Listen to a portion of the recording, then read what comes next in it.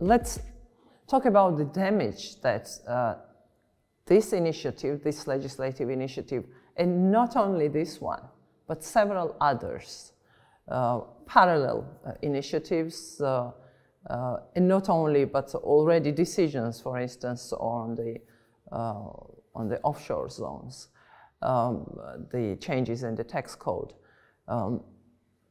What's the character and scale of damage it has already done to Georgia's European integration perspective? It's not the situation when the state of the country on the international arena stays at the same level, but it's not static, it's never static.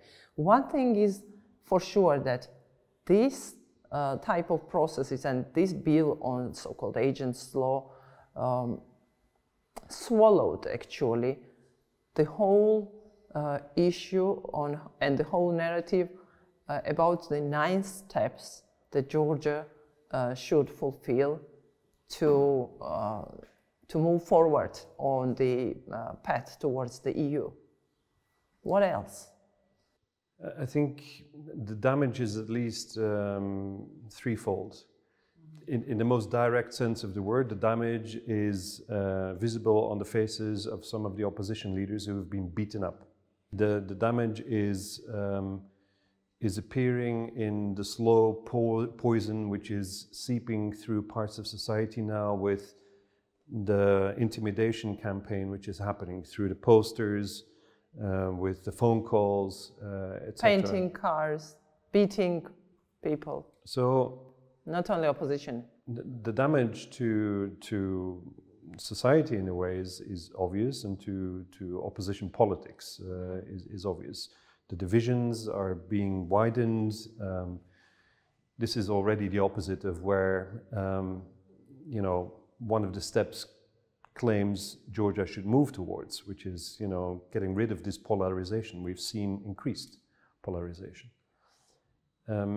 I think the second expression of this damage is prevalent in some of the legislative initiatives which have been introduced, of which, for example, the one on gender quota in political parties has been passed through Parliament in an accelerated procedure, thereby robbing women from their representational rights in the upcoming elections, unless, you know, this law is being repealed. So there too, there is step number 4, as developed by the European Commission and embraced by the 27 member states of the European Union and the European Council, a step back basically from where the country should be traveling. That is, to make electoral reforms sufficiently ahead of the election date in October in a way which is conducive to more representation and inclusiveness in the political system.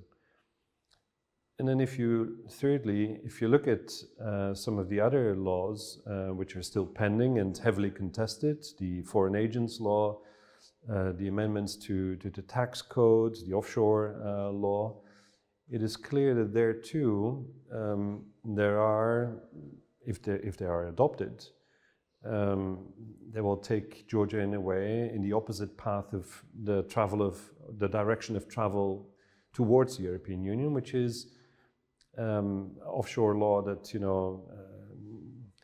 introduces a level of corruption in a way of protecting the wealth of an oligarch and his cronies and maybe others, which therefore goes counter to step number 8 on de-oligarchization. In that context, of course, one has to realize that taking all of this together has not just delayed the progress on the pre-accession track that Georgia could have made by now. If you compare it to Moldova, which 6 months ago was given a decision to open accession negotiations with the European Union, well, Georgia could have been, more or less in the same place had, those reforms been sped up in the way that they were meant to be. So those 6 months are already lost, but if, these laws are passed, then of course more time will have to be recovered in that process, if the recovery is, of course, happening. And so in all of this, it's clear that also for the European Union, the JD-led government has become an untrustworthy interlocutor. They're saying things, practicing the other. They are brandishing the European Union in a way as the enemy, whereas they want to accede to the European Union. And this is, of course, positioning the government in between the will of the European Union, which has invited Georgia and its people to belong to, the club, so as to make it stronger internationally, and the people who want, of course, to take their country away from Russian influences towards a more modernized European context.